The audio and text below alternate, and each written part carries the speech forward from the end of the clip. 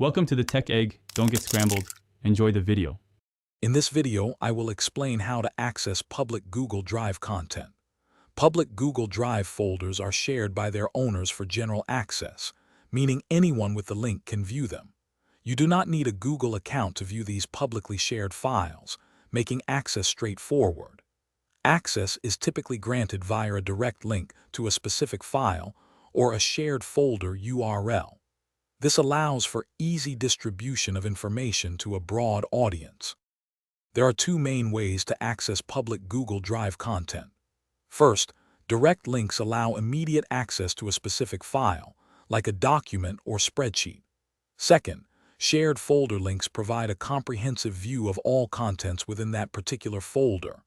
These links are often found embedded on websites, in emails, or shared directly through messaging applications.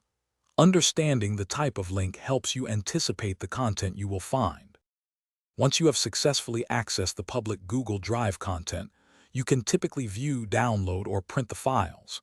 To download, simply look for the download icon, which is usually an arrow pointing downwards, often located near the top right of your screen.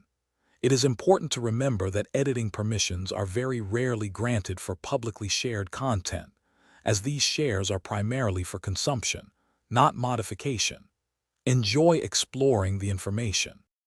Finally, here are some important considerations when accessing public Google Drive content. Always verify the source of any shared link to ensure its legitimacy and safety.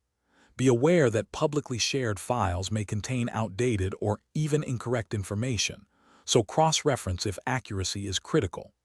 Lastly, exercise caution when downloading files from unknown sources to protect your device from potential malware. Stay safe and informed.